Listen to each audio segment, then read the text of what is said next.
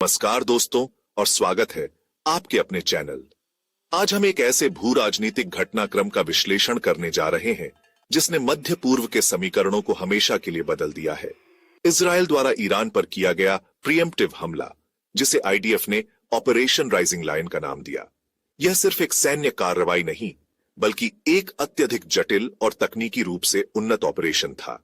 दशकों से Israel Iran के परमाणु कार्यक्रम पर हमले की योजना बना रहा था, लेकिन इनमें से कोई भी योजना क्रियान्वित नहीं हुई जब तक कि जून के इस महीने में सितारे संरेखित नहीं हो गए। 13 जून की सुबह इजरायल रक्षा बलों ने ईरान के परमाणु कार्यक्रम, उसकी बैलिस्टिक मिसाइलों और इजरायल को नष्ट करने की व्यापक योजनाओं के खिलाफ एक प्रीएम्प्टिव ऑपरेशन शुरू किया। यह हमला अप्रत्याशित और बहुआयामी था। इसकी शुरुआत हुई ऑपरेशन रेड वेडिंग से। इस ऑपरेशन के तहत तेहरान और ईरान के अन्य क्षेत्रों में इजरायल से लगभग 1500 किलोमीटर दूर इजरायली वायु सेना द्वारा आश्चर्यजनक हमले किए गए। इस ऑपरेशन में ईरान के लगभग 30 शीर्ष सैन्य कमांडरों को, जिनमें 3 सबसे वरिष्ठ जनरल शामिल थे, लगभग एक साथ हमलों में मार गिराया गया। इनमें सबसे महत्वपूर्ण थे ईरान के रिवोल्यूशनरी गार्ड्स की वायुसेना के प्रमुख brigadier general Amir Ali Hajizadeh, जो आईआरजीसी एरोस्पेस फोर्स के बाकी शीर्ष अधिकारियों के साथ एक भूमिगत कमांड सेंटर में मारे गए थे। यह केंद्र ईरान के बैलिस्टिक मिसाइलों और ड्रोनों के लिए जिम्मेदार था। आईडीएफ के अनुसार इन हमलों ने ईरान के कमांड एंड कंट्रोल को बाधित कर दिया और उसे लगभग पूरे एक दिन तक इजरायल पर जवाबी हमला करने से रोक दिया। यह कोई संयोग नहीं था। इजरायल ने ईरान को झूठे आत्मविश्वास में फंसाने के लिए एक सुनियोजित अभियान चलाया था, जिससे आईआरजीसी वायुसेना के अधिकारी उस सुबह एक साथ इकट्ठा हो सकें।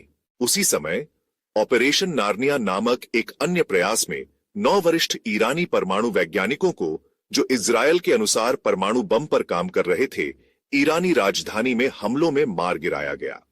यह सब कुछ ही मिनटों के भीतर हुआ।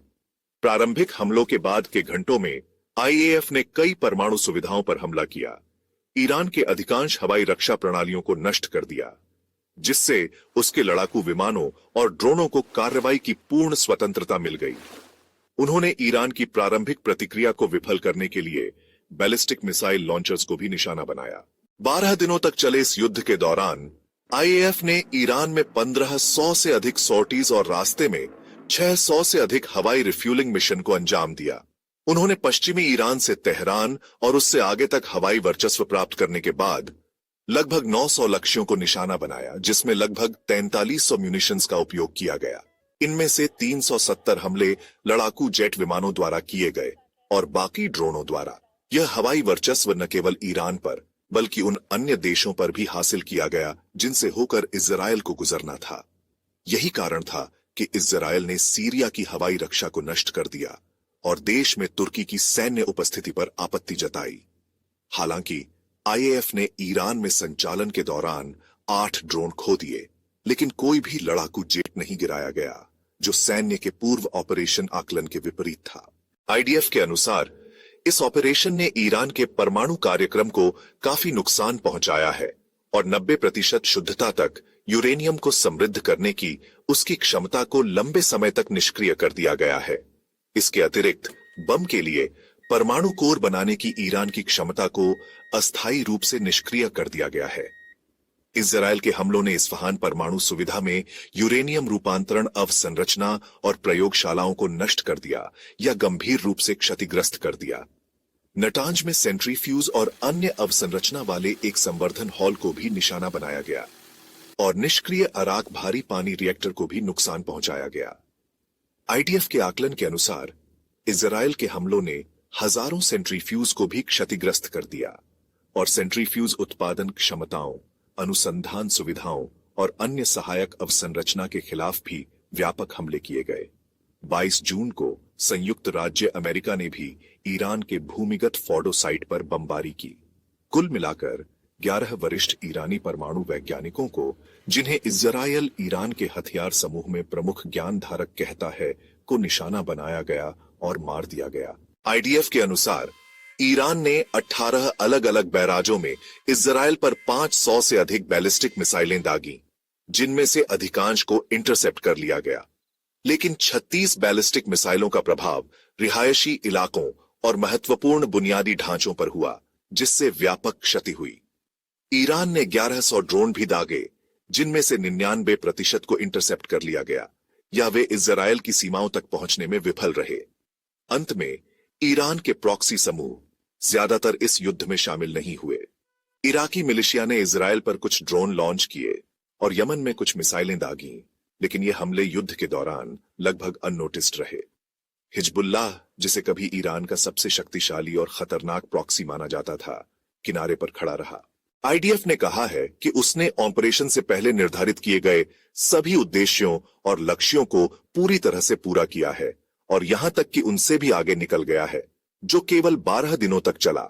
सैन्य आकलन के अनुसार ईरान का परमाणु कार्यक्रम कई साल पीछे चला गया है और इजराइल को मौजूदा खतरे से मुक्त कर दिया गया है। इजरायली सैन्य ने आकलन किया है कि ईरानी खतरा आने वाले वर्षों में भी हमारे साथ बना रहेगा, लेकिन हाल के ऑपरेशन ने इजराइल को जिस मौजूदा खतरे का सामना करना पड़ रहा था, उसे हटा दिया है। आईडीएफ ने जोर दिया है कि ईरानी शासन को अब प्रतिरक्षा नहीं है। सैन्य ने आकलन किया कि उसने ईरान के बैलिस्टिक मिसाइल उत्पादन उद्योग को गहरा नुकसान पहुंचाया है।